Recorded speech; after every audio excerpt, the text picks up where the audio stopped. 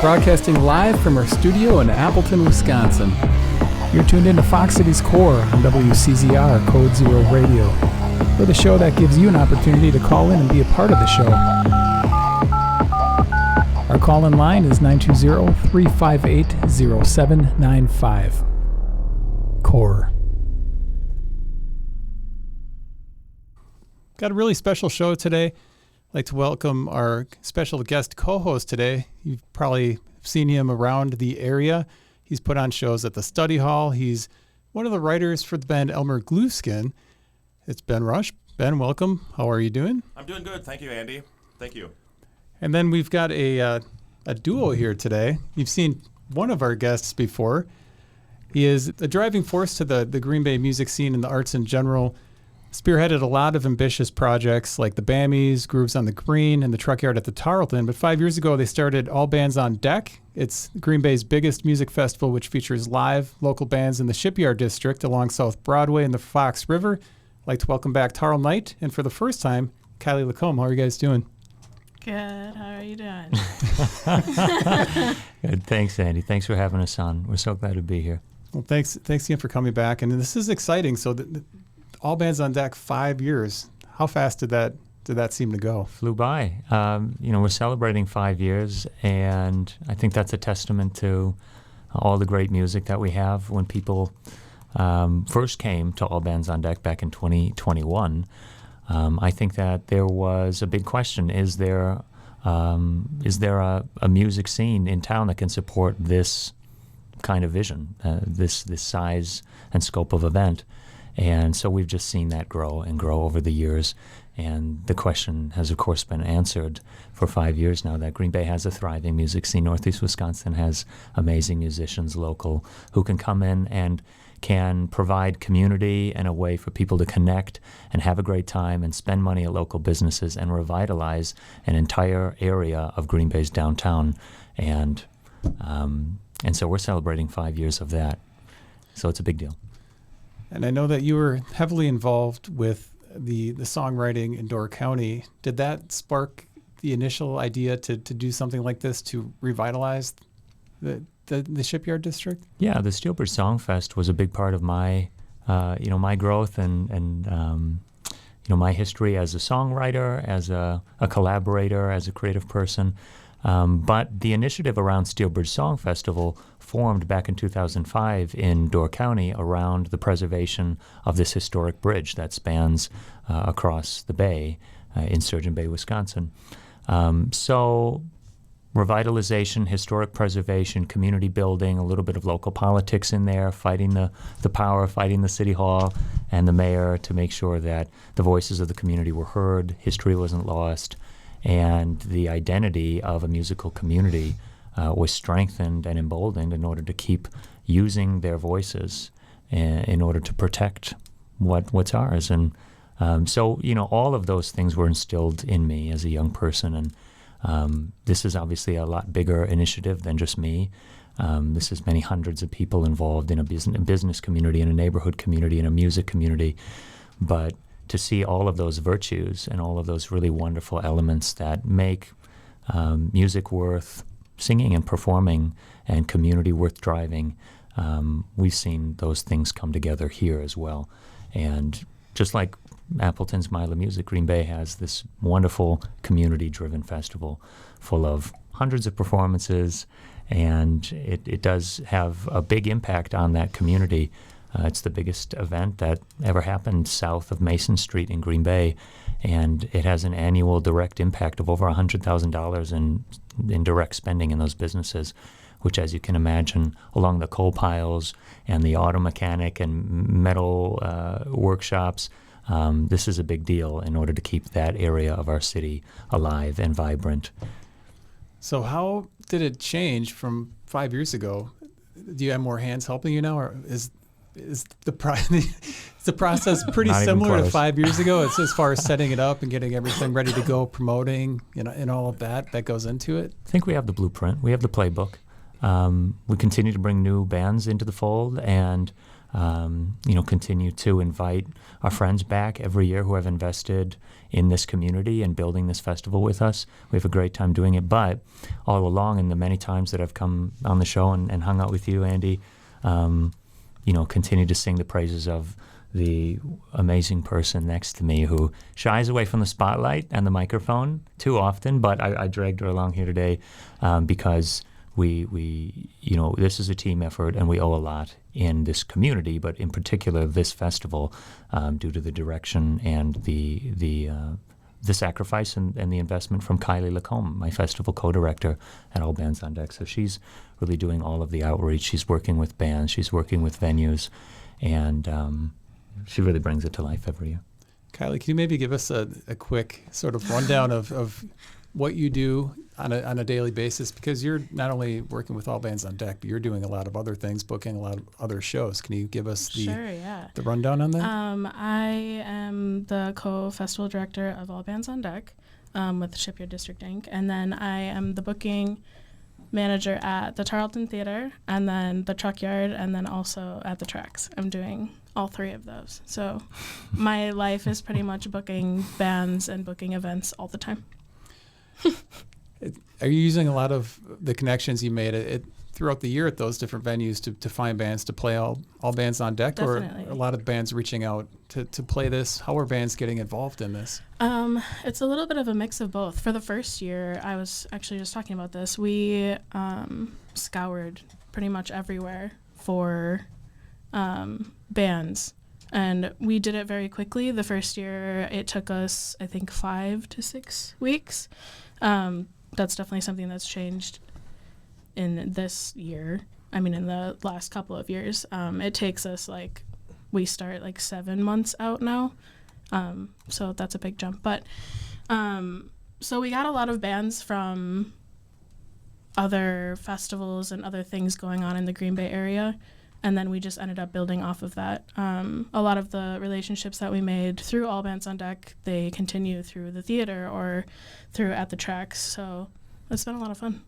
Kylie, would it be safe to say that you spend a fair amount of time waiting for bands to respond to you? Oh yeah. Is that one of your favorite things? That's maybe half of my time.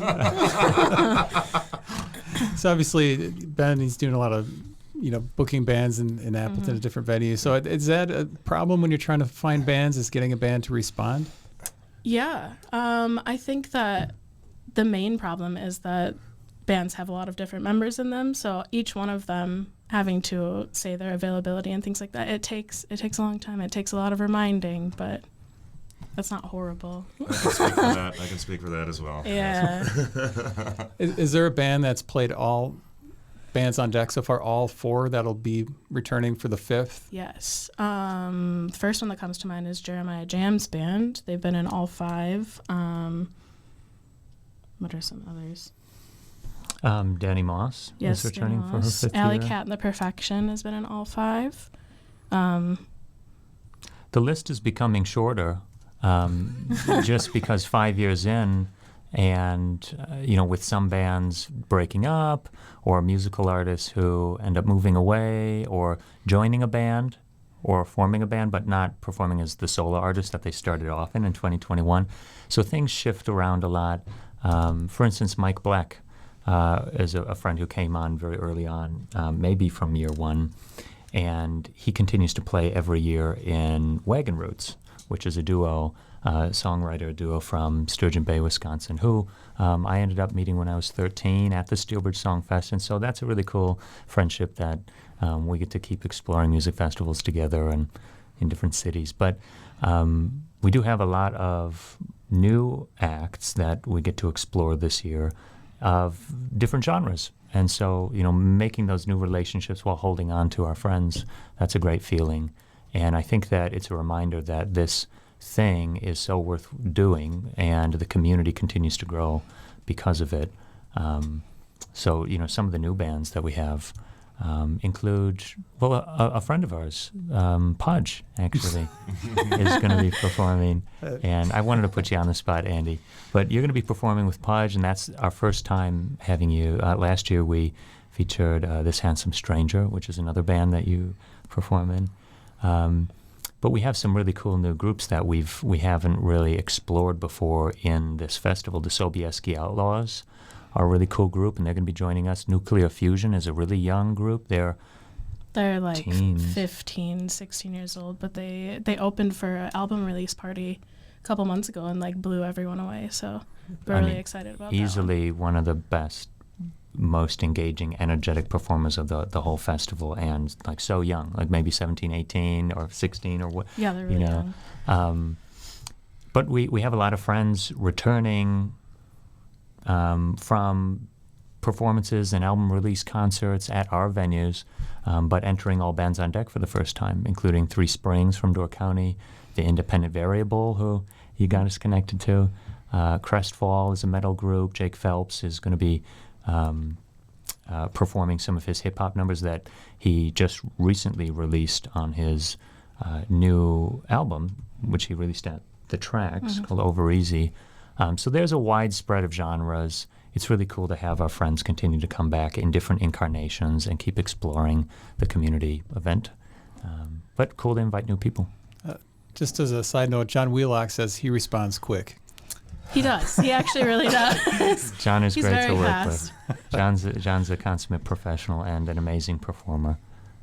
Is it one of your goals to make the festival diverse as far as the acts? You mentioned metal acts and different genres. Is it important where you want it balanced out, or if you've got too many of one genre, maybe step away from that and actively seek out some different genres? Is that on the radar at all? Yeah, definitely. I think the venues actually kind of choose what genre they like the best, and we try to work with that. But we are always trying to fit in more like punk and metal bands and some rap and a little bit of country. There's not as much country, which is surprising.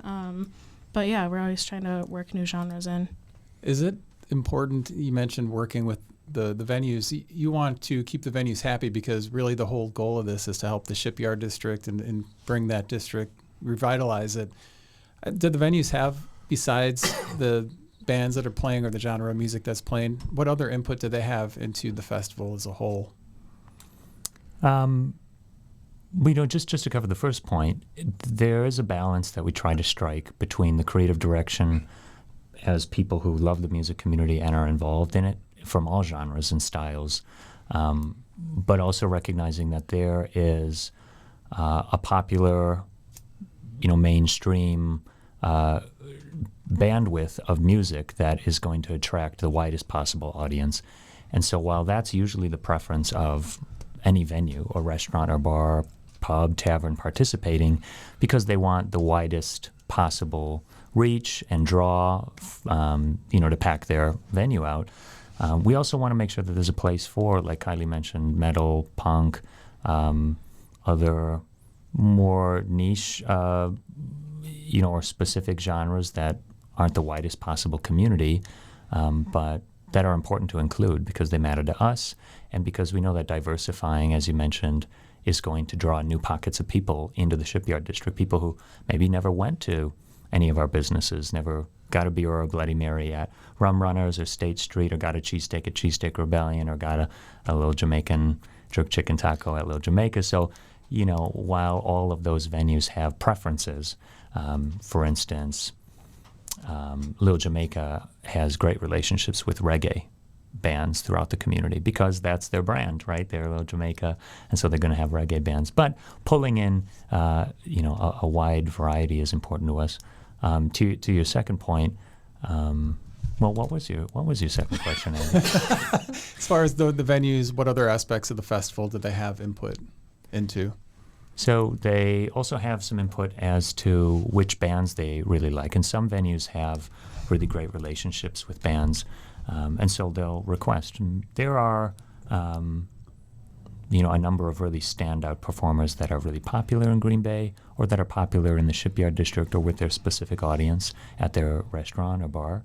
And so it's important that we honor as many of those as possible. But all of the venues know that ultimately it's really important that we also create a rotation and that any performer is excited to play at any venue, and any venue is open ultimately to having any of the performers, because it's important that we cross-promote new audiences to new bars and restaurants in order to engage as new customers. It's also a really cool feeling for people to come down into the Shipyard District for this event or any event and be able to say, I never even knew that this bar or restaurant was here and that the drinks or the food was this good. I never even thought to step foot in here. Or I've driven by it 1,000 times and never made it in. So that's what revitalization really means, and that's what community building does. People exploring different bands that they didn't know that make them feel good or make them, think, new styles of music are possible to love, but also new connections as far as where they're going to spend money in the future and how they can spend their time in downtown Green Bay in the Shipyard District. So all of that's important. Well, I think that is one of the cool things is going into like you said, into a bar or a place that you wouldn't normally go into, and it gives you a reason to come back. You go there for the music, you come back for the venue. Have any of the venues talked to you after the festival was over and said, we saw a lot of people that have never been in here. We heard a lot of good things. What's the feedback typically like every year? After the first year, most of the venues, which are, I guess I want to create a distinction between the word venue and like a regular bar or restaurant, because we're calling them venues for the purpose of this festival because they become that while they're participating. But outside of that, from the beginning of forming this district and coming together as businesses to create this community, none of these bars or restaurants were music venues. They are bars or restaurants that maybe from time to time had a live music performance, maybe once a year, maybe once a month, but really only at the tracks in the Shipyard District is its full intent and purpose is a live music venue, and it's closed when there's no performance, and it's only open for a live music concert. So like the Mile of Music or Steelbridge Song Festival, all of these businesses are experiencing what it's like to see people come together over live music, and I think there were almost no businesses after the first festival that didn't want to continue to explore live music as a regular activity, a regular program or opportunity. So after year one, all of these bands that came down for All Bands on Deck ended up making all these great connections and filling the Shipyard District with music all year round. Now we're approaching year 5, and the Shipyard District in Green Bay has the highest concentration of live music performances out of anywhere in the city. So just in 5 years, we've seen hundreds and hundreds and hundreds of live concerts, and all of these bands end up coming back, and sometimes not even at the venue that they played at. Sometimes there's a business over on this side of the street who heard that was a great show, and so they nab them, and we want you next year at All Bands, but in the meantime, we're going to book you anyway for our own concert. And so that's the kind of community building that this type of festival can create and can really incentivize. So that's been really cool. And in terms of branding, the Shipyard District really has an opportunity to call itself Green Bay's Live Music District. I'm really glad that you mentioned all the shows that At the Tracks is putting on, because Kylie, you're bringing in all these great shows to At the Tracks, and it really is a great excuse if somebody wants to come up and check out that venue. I mean, for free, All Bands on Deck, you don't have to pay to get in anywhere.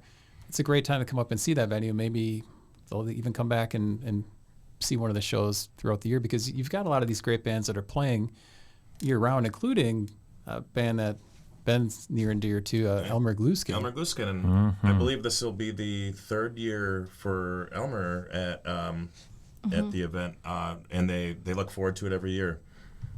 We love having Elmer, and as far as venues that support punk, classic punk, I think that there is some openness from some of these venues, but at the Tracks we have an opportunity to, kind of hog all of the punk and metal bands really that we fill want. It with punk and metal. And so I think that Elmer has played at the Tracks all 3 years. Yeah, they have, and also at other events independent of All Bands on Deck. They play there on a pretty regular basis, and just love it there. It's a great venue.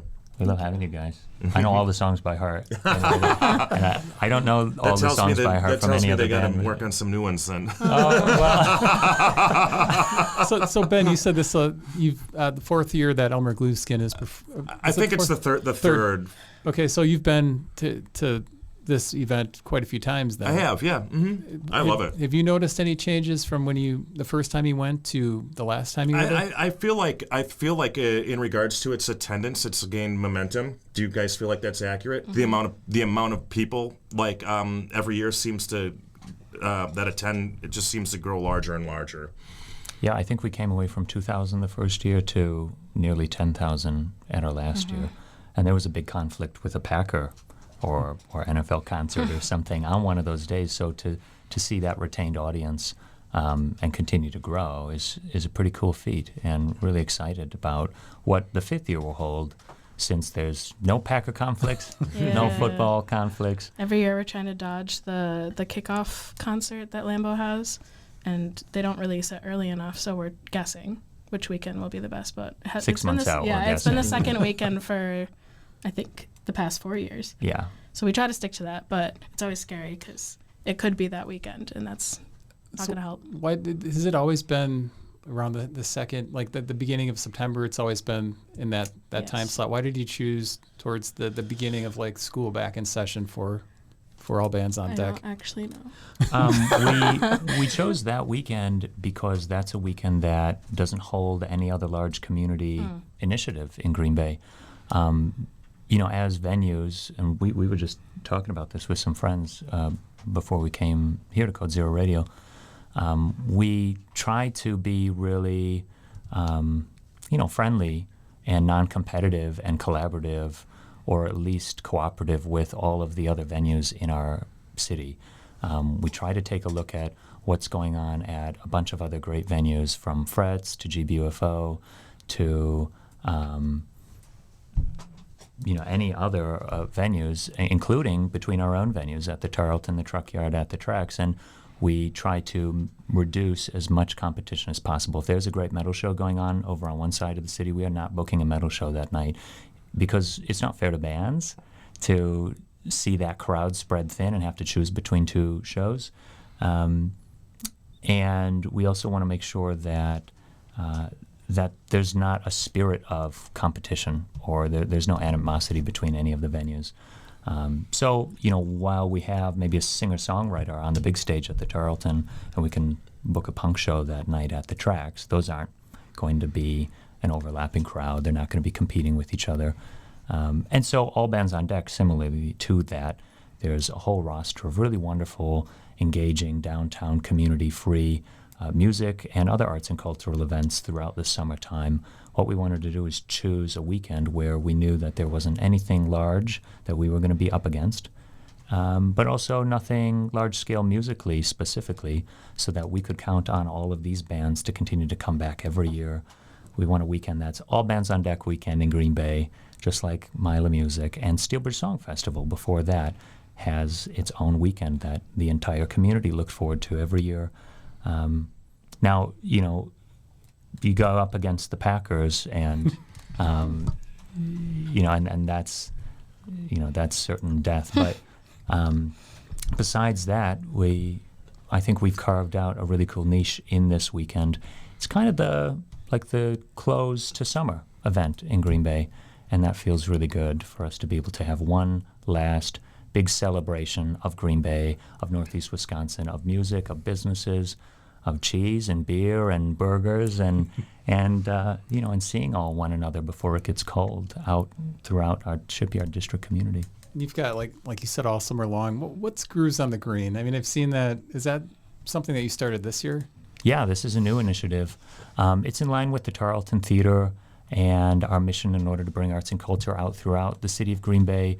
Last year and this year, we also had our Keys to the City Painted Piano Festival, and that's more of a charitable initiative where we bring donated pianos to a number of different parks throughout our community in Green Bay, Wisconsin. And they're painted by live painters for free, and families can go and attend these parks. Beautiful green spaces that often are qualified census tracts, meaning that they're low-income areas or resource-limited. But we want to engage those families and give them affordable or free music and art experiences. The pianos, of course, are interactive artworks, there are sculptures that live next to playground equipment, and so what better extension for kids to be able to go and engage with a musical instrument and be inspired by the love of music that we all have in this room, but maybe don't have the financial opportunity at home to receive that kind of experience. And so Grooves on the Green kind of takes that spirit to the next level. There are a number of different pockets of green spaces and parks throughout the city that aren't programmed regularly. They don't have an active neighborhood association or a downtown district organization like the Shipyard District. And so there's no one activating those parks, bringing those neighbors together to create neighborhood trust, to bring like-minded folks together, to create cool memories with their kids and their families. And so really unconventional park areas, some of which really aren't even suited necessarily for live performance, but we fit them over here with the greenery or the brush, or over there on a hiking trail, or whatever the case is, and trying to activate those parks with live music. That's what Grooves on the Green is about. What we've seen is, along with the Tarleton and my position with the Shipyard District, I also serve this last year as the chairman of Green Bay Neighborhoods, which is a nonprofit that works with the city of Green Bay to help to support all of the 50 neighborhood associations throughout Green Bay. And these are all voluntary associations where people come together, work with their neighbors in order to create street-level change. And it can look like installing new playground equipment in their parks that's accessible to kids, or it can look like installing resource boxes or mini libraries, or maybe just working with community police or the city to have neighborhood cleanups or block parties or whatever. And that's the kind of hyper-local, street-level change that makes neighborhoods great to live in and makes Green Bay a city that's great to live, work, play in. The quality of life is better. It's good for everyone. So Grooves on the Green is an initiative that, is really just driven from my heart and my intention to put our money where our mouth is and invest in music throughout the community to people who may never step foot in the Tarleton or may never have the opportunity financially or for any other reason. But we can bring music to them. And it's surprising and unfortunate that there's not another regular investment program in bringing music throughout the city of Green Bay. And so just like kind of with the Bammies and All Bands on Deck, saw this opening of opportunity where nothing existed and want something to exist. So we just decided we're going to choose these 5 parks. These are parks that could use some love. These are neighborhoods that could use some art and music. And so that's a really cool initiative that hopefully we can bring together next year as well. I like the idea of that. That's how do we find out more about that? How do we know when these events are happening for Grooves on the Green? Yeah, thanks, Ben. Grooves on the Green, all of those are posted right on the Tarleton's website and the Tarleton's social media. You can also find them on the City of Green Bay's government Facebook and social media and on their website. And this is a really cool collaboration where we've been coordinating closely with Green Bay Neighborhoods, the Tarleton Theater, and the City of Green Bay. So it has this level of officialness to it because the city is behind it and has invested with us in sending out over 10,000 postcards directly to homes surrounding all of the park locations. So we're directly engaging with those neighbors and saying, hey, maybe you've lived here for 50 years. Here's an opportunity after 50 years. Come out and enjoy your park and your community. And it is so amazing to see that direct connection with folks who, this little couple came up at one of our recent concerts and said, we've lived here 50 years, and this is the first time anything ever came to our park in our neighborhood, and this just means so much to us. And so, the next step then is to say, hey, how many of you want to form a neighborhood association together? Doesn't cost anything, and you can actually keep the ball rolling next year and continue to have live music in your park, and we'll give you the tools and the training to be able to do it. And so that way we're just continuing to activate all corners of our city. And we get to have a great time going out throughout the community and sitting in the sun and partying and celebrating with people in their park. So it's great for everybody.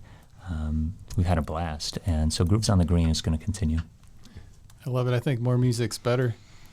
We got a message or a comment from Nicholas Wadier. I think that's how. Oh, Nick has a great love for the Tarleton at the tracks and bands on deck team. So I guess that's just saying Much appreciation. Thanks, Nick. Nick's a friend of ours and a friend of the theaters, and we get to work with Nick. He's one of the leaders behind the Green Bay Film Festival, which we, are proud to call a partner of ours, and so we actually have, many other really great partnerships and arts and cultural initiatives outside of live music at the Tarleton, like the Green Bay Film Festival, and so it's awesome to see, different pockets of the arts and cultural community supporting one another. And thanks, Nick.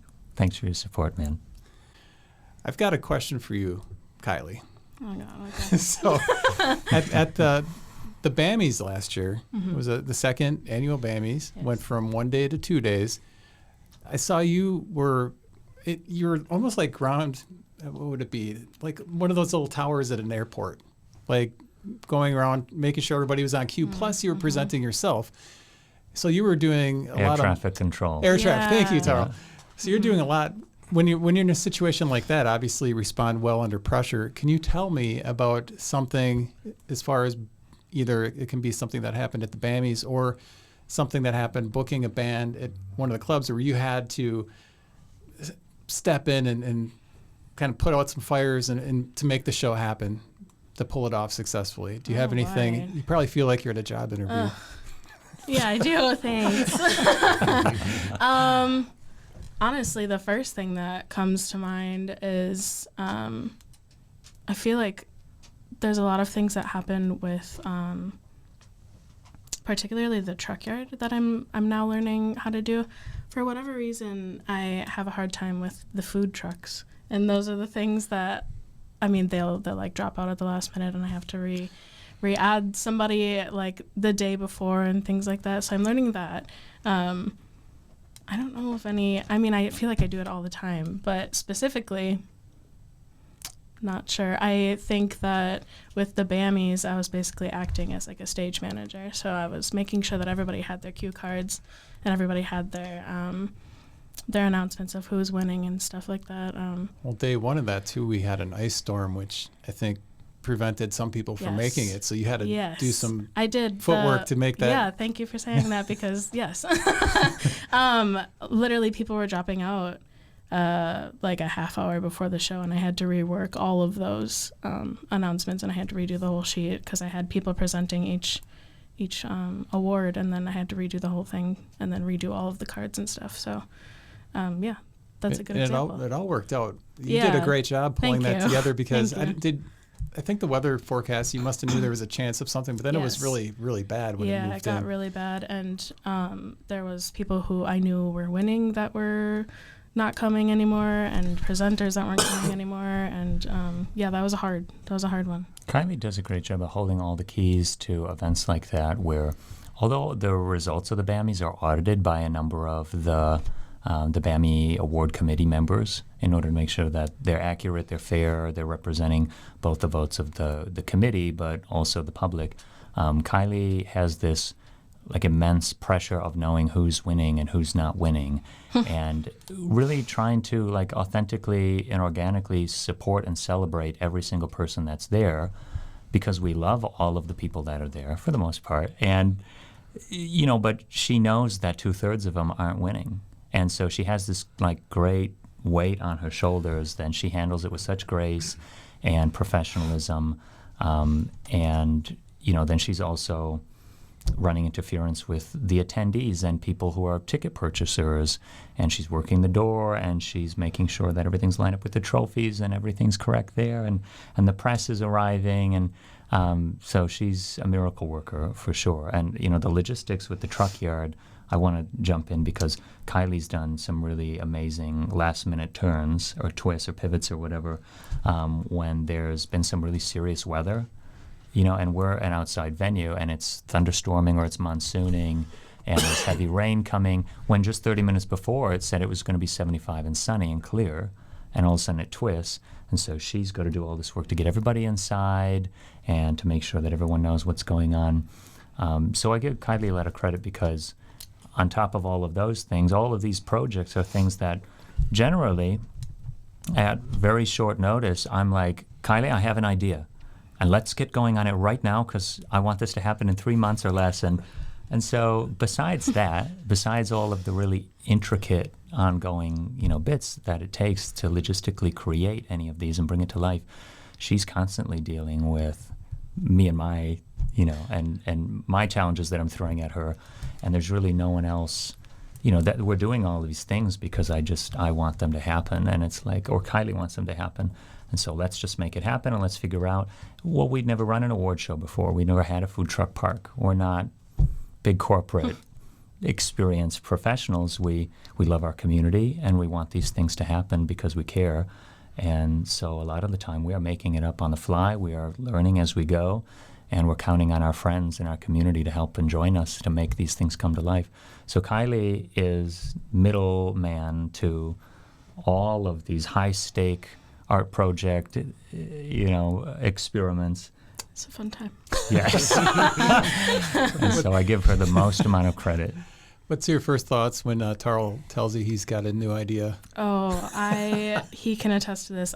I'm so risk averse. I'm the opposite of him, and I every time am immediately no. I don't have the time. I'm not doing this, and then he'll further explain it to me, and I'm generally okay. But yeah, I do have to prove myself to Kylie on a regular basis. It's true. We do. We kind of work for each other that way, and and it goes beyond projects with our current businesses. That I get this one on a regular basis. If you think that you're going to open a new business today, or you're not, because I'm done. If we open one more business, one more venue, I'm done. He's on probation, and he's not allowed. So we're I think we're a good team. I think we are, and very grateful to have such a great foil who acts as a filter when it's not a good idea. Let me tell you one real quick that is like a deal breaker for her. And I know exactly what you're going to say. It's the dumbest idea. I've pitched it every single year for the last 7 years that we've known each other. And it's that I want to set a world record at the Tarleton or one of our venues where we have I don't remember what the world record is, but for the longest consecutive running concert. I love it. And what it would take is 30 or more days of music where 30 we would or more days. Logistically basically have bands play for an hour or two, and then there would be another 2-hour block and another 2-hour block, just like that, like all bands. But it would go on day after day after day, and we'd have to have 100 or more bands willing to do a 2-hour set, some at 2 a.m., some at 2 p.m., and this would go on 30 days straight. And so it's exciting to me because it's like why we have the space, we have our community, we can pay them all, we can raise money, we can make this a big thing that Green Bay can be proud of. Yeah, but he doesn't have to do the logistics. Yeah, it's also like ridiculous and unnecessary. And so Kylie's like, I really am. This can't happen, and it's maybe not. Andy will help you. Yeah. It sounds like a great idea. Yeah. But I mean, that is like dreaming big. I think that is, you said you're a great team, and I think that's true because you've got like just a ton of ideas, and you're making things happen up in Green Bay, which is fabulous. Like that Shipyard District, it needed revitalization, and you're doing that. Kylie's good because she can pump the brakes a little bit. Do you find yourself trying to do too much too quick? And what's your outlook for 5-10 years down the road? Is this something that you want to continue to go, like with some of the stuff like All Bands on Deck, the BAMIs, something that you would like to still be going 10 years from now, or do you have a shorter span for this envisioned? What are your views on that? Yeah, it's a good question. I would like to see longevity, and for all of our projects, we've invested in them because we see a need, and so until such a time arises where the community decides, at large that this is not necessarily needed or another opportunity presents itself, and so we have the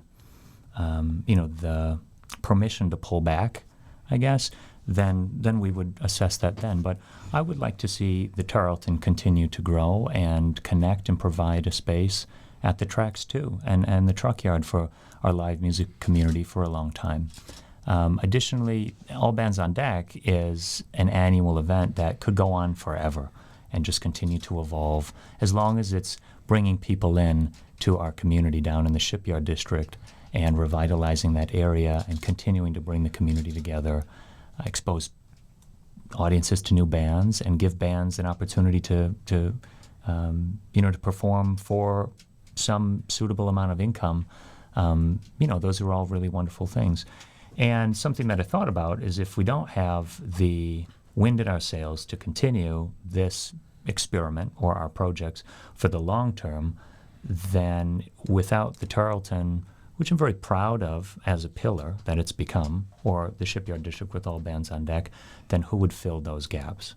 And so there is a struggle sometimes because we continue to be very busy and invest, and I'm someone who's prone to over-investing myself and over-committing because I can't, I have a real challenge with seeing needs that can be met and standing back and saying someone else will do it. And I love to be the first one to do it or the one to jump in, and that's exciting to me. That's my adventure. And but dragging Kylie and Mark and Brendan and the rest of the Tarleton team on all of those adventures, sometimes we have to think about expanding our team or trusting more of the community to take on a much more vibrant, holistic, networked type of structure so that it doesn't fall on just a few key people. And I think that we'll continue to have new great ideas. And so knowing that there's only 365 days a year, at some point I think we're going to have to make a decision as to which 12 big festivals and concert series and event of the years we can have without giving up another 12. And so as long as people in the music community love to support one another and our accomplishments on an annual basis, we'll keep having the BAMIs. As long as people want to keep revitalizing and coming together as a community, we'll keep hosting all bands on deck, and we'll keep our venues running, and we'll keep revitalizing our city. But it may look different in 5 to 10 years from now. It may be a different roster of events or festivals. There may be a larger team, and I would like to see that. But that being said, we have to expand and collaborate wisely and strategically because we have limited funds, limited resources, limited time. Kylie and I don't do what we do, and I'm sure Ben is the same way. And Andy, I'm sure you're the same way. The people in this room, we love music. We love our community. We don't do this because we're raking it in, and oftentimes just the opposite. We're the ones investing money or sinking money. But that's because we love it. That's because we love our community. We have a passion and a drive to live in a beautiful, musical, vibrant Northeast Wisconsin. And so, we do have those strictures as well. We have limitations and a ceiling on what we can fund and how many sponsors we can find and, how many pockets we can pick, So we've, expanding the team, expanding our operations and our initiatives, we'll just keep finding a way to make everything work as long as the community responds to it and appreciates it. I think for the most part we've seen that. I love that. And do you have any advice for people that are attending All Bands on Deck for the first time as far as how to navigate to the different businesses that have live music? Oh, you take it. Oh, why? Honestly, well, with myself, so I went to Mile of Music for the first time last year, and I researched all of the bands beforehand, made sure that I chose the bands that I know that I would like. I would think that you should take the same approach to our schedule. So making your own schedule. I know there's somebody who Bill Kilp. Mm-hmm. I'm pretty sure he researches all of the bands and he makes his own schedule and he writes it out and he'll share it with other people and stuff like that. But definitely do your research on the bands and make sure that you're going to ones that you like. Or you can do the opposite of just stumbling into a bar and just figuring it out from there, doing whatever you want, and yeah. We do have the support of the Brown County Tavern League, who is providing free accessible shuttles up and down South Broadway and State Street throughout the festival weekend. And those are made available so that you can drink and spend money in those businesses and enjoy yourself and celebrate while still being safe and responsible. Some people treat All Bands on Deck as more of a pub crawl that there is live music at. And so if you start at the north or the south end of South Broadway and you work your way north or south and then head back the other way down the street, I'm sure that, as Kylie mentioned, you can stumble by mistake into dozens of really cool bands that you never knew you'd experience that day. But it's also awesome to go and visit your friends and support the bands that you already know and love. And I think that's one of the really cool things about the Mile of Music, Steel Bridge Song Festival, All Bands on Deck, these community festivals that are just too large for any one person or even a group of people to have the same experience. And you can't have it year after year either the same way twice. Everyone is going to go to the festival and go home with this totally different view of our music community. And so it's really your choose your own adventure book, you know. Go and experience the Shipyard District in your own way, whatever that means to you. And Kylie's way is to research every single band and listen to all of their songs and be very deliberate, because even when it's not her festival that she's organizing, she still goes in with that mentality that she wants a curated experience. And I benefit by that because we went to Mile together the last couple of years, and she chooses really great fucking bands. You know, like she knows great bands, and I get to go and listen to all of those. A lot of indie rock, a lot of punk and rock groups that we got to see. And of course, we go and support our friends too. Like we got to see Hang Ten, and I love seeing those guys when they're outside of our venues too.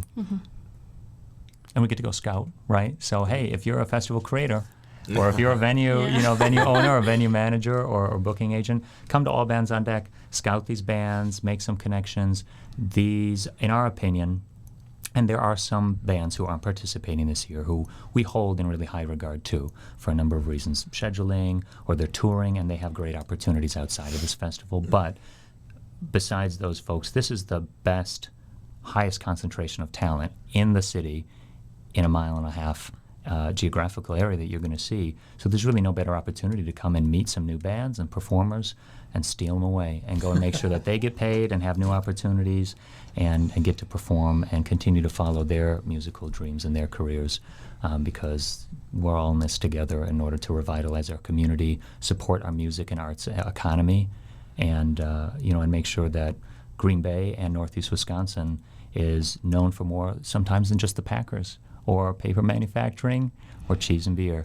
And we really do have some of the most amazing musicians and amazing music community of anywhere in the country. And so that's something to be really proud of.